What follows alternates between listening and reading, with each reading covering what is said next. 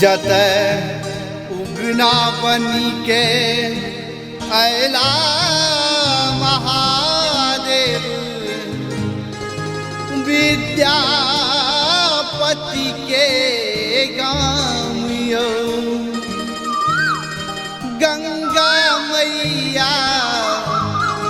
स्वर्ग सो आबि के बढ़ौलनी मिथिला के सानियो जतय चौरचन में हो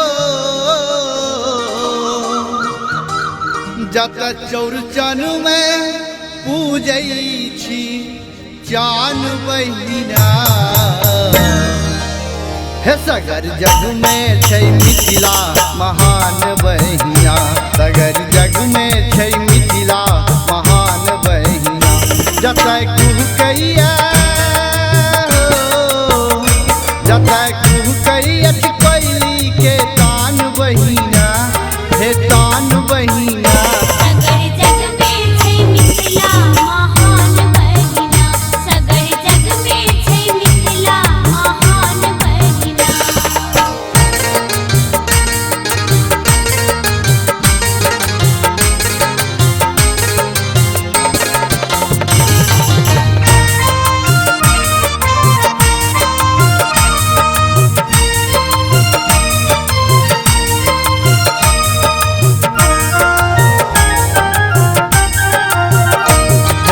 सीता के जन्मभूमि मिथिला के आंगन मैथिक महादेव के लगबै छी चारण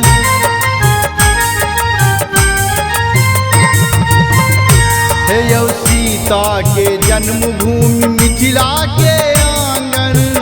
मैथिक महादेव के लगबै छी चारण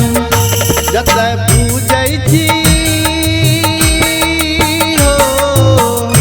जतय पूजै छी गीता पुराण बहिना सगर जग में छै मिथिला महान बहिना सगर जग में छै मिथिला महान बहिना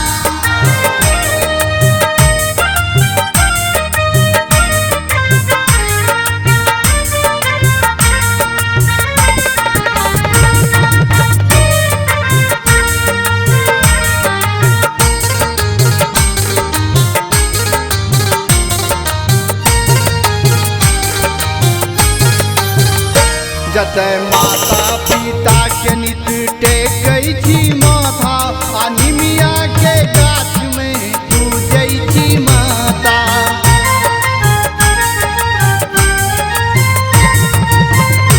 जतय माता पिता के नित टेकै छी माथा आ निमिया के गाछ में पूजै छी माता जतय धातरि में जतय धातरि में बसे भगवान बहिना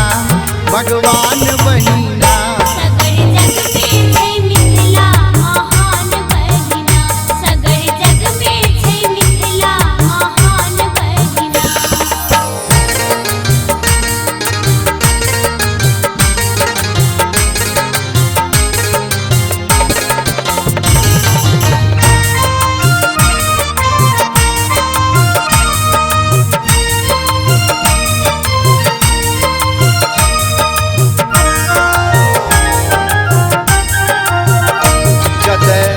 उगना बनी के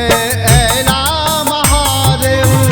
विद्यापति के गाम यो गंगा मैया स्वर्ग सो आबि के बढ़ौलनी मिथिला के शान यो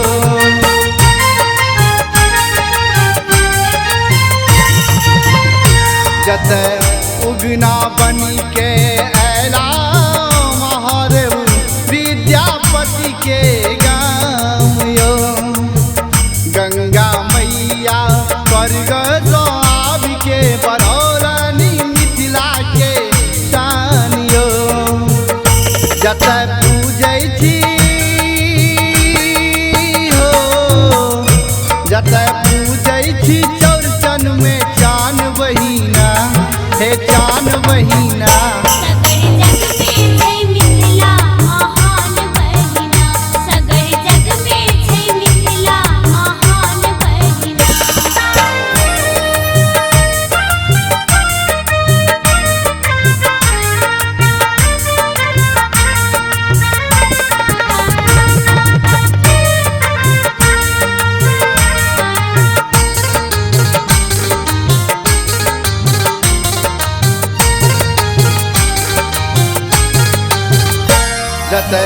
सिद्धि भेला लक्ष्मी नाथ गोसाई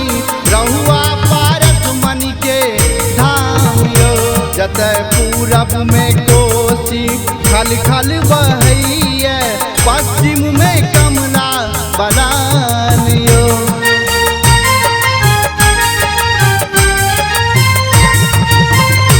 जतय सिद्धि भेला लक्ष्मी नाथ गोसाई रहुआ पारस मणि के धाम यो जतय पूरब में कोसी खल खल बहैया पश्चिम में कमला बलान यो जतय